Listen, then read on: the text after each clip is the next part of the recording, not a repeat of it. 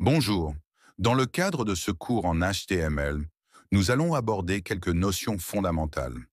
Les titres, les paragraphes et les commentaires. Ces éléments sont essentiels pour structurer le contenu d'une page web. Commençons par les titres. Un titre en HTML est défini par la balise H suivie d'un numéro. Prenons un exemple pour un titre fictif, titre numéro 1. À présent, voyons comment le créer. 1. Place le chevron ouvrant. 2. Indique le nom de la balise, par exemple H1, car comme j'ai dit précédemment, les titres sont définis par la balise H suivie d'un chiffre. 3e. Ferme la balise avec le chevron fermant. 4e. Écris le titre, par exemple le président. 5e. Ajoute à nouveau un chevron ouvrant suivi d'un slash pour marquer la fin de l'élément. 6. Indique à nouveau le nom de la balise H1.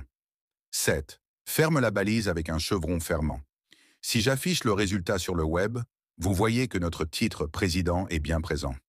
Dans Visual Studio, ce processus est simplifié. Lorsque tu commences à écrire le nom d'une balise, un pop-up apparaît et en cliquant dessus, les balises d'ouverture et de fermeture sont générées automatiquement. Il ne reste plus qu'à écrire le contenu entre ces balises. Pour information, les balises H vont de H1 à H6. Le H1 représente le titre principal de la page et doit être unique. Donc chaque page HTML ne possède qu'un seul H, un obligatoire. Les autres niveaux, H2 à H6, servent à créer des sous-titres hiérarchisés. Plus le numéro est élevé, moins le titre est important. Je vais illustrer cela tout à l'heure avec un exemple bien concret après la partie sur les paragraphes. Les paragraphes en HTML s'écrivent avec la balise P.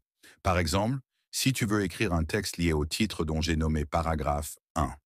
Pour ne pas suivre le cheminement long comme avec l'exemple du titre H1, puisque la balise des paragraphes se nomme P, il suffit d'écrire la lettre P. Un pop-up avec cette lettre s'affiche automatiquement et il suffit de cliquer dessus. Deuxième, place le texte à l'intérieur de cette balise P.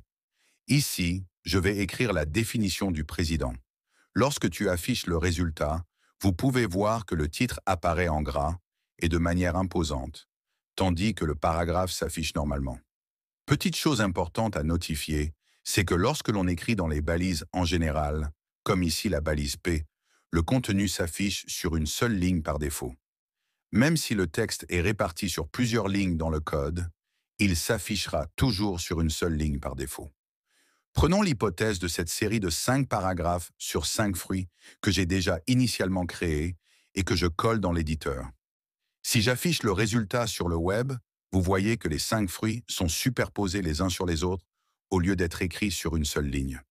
Lorsque l'on utilise des paragraphes différents, vous voyez que mon appareil passe à la même ligne puisque les paragraphes y sont différents. Même si je reviens dans l'éditeur et que je mets les balises les unes à côté des autres et j'affiche le résultat sur le web, ils seront malgré tout superposés les uns en dessous des autres. Il est donc préférable de placer chaque paragraphe sur une ligne différente dans le code pour une meilleure lisibilité. Ou, en revenant à la hiérarchie des titres, regardez cette petite page que j'ai initialement créée. On peut voir que le titre principal de la page, Fruits et légumes, est beaucoup plus imposant que les autres. On peut également voir 2 autres titres Fruits et légumes qui ont le même niveau d'imposition. On peut également notifier qu'il y a 4 autres petits titres qui ont eux le même niveau d'imposition plus faible que les précédents. On peut aussi voir que pommes et oranges sont des sous-titres de fruits et carottes et brocolis sont des sous-titres des légumes. Qu'est-ce que cela donne en HTML? 1. En HTML, on ouvre la balise H1 puisque c'est le titre principal et on va écrire fruits et légumes. 2.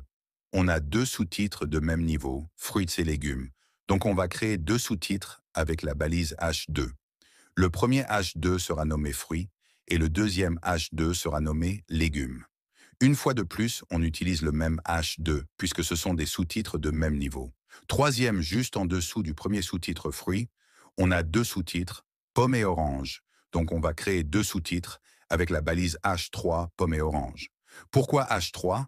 Parce que pomme est un sous-titre de fruits et H3 est un sous-titre de H2.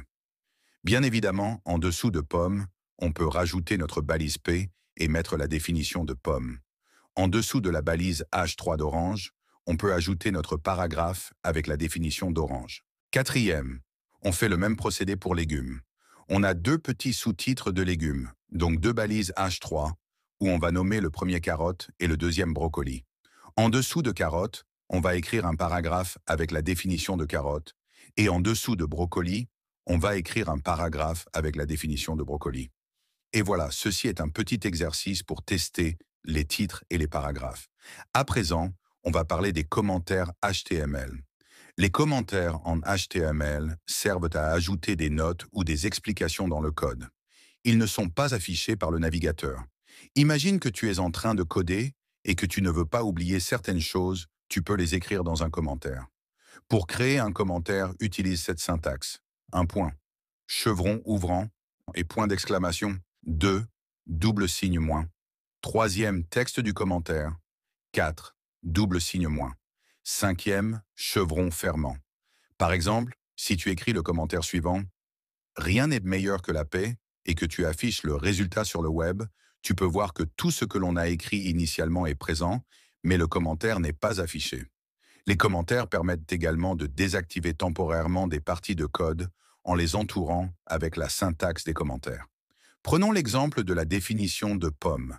Supposons que j'ai envie que la partie où il est écrit les climats tempérés dans la définition de pomme n'apparaisse pas sur le web. Il me suffit d'entourer cette petite phrase avec la syntaxe des commentaires HTML. Si j'affiche le résultat sur le web, vous voyez que la définition entière est présente, sauf les climats tempérés.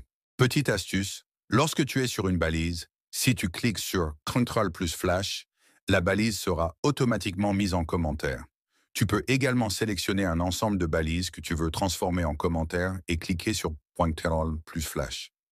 Un petit détail, si tu es sur une balise et que tu veux passer à la ligne, ou s'il y a plusieurs balises juste en dessous et que tu veux créer une ligne entre elles sans modifier le texte, tu peux cliquer sur CTRL plus Entrée. Une nouvelle ligne sera ainsi insérée.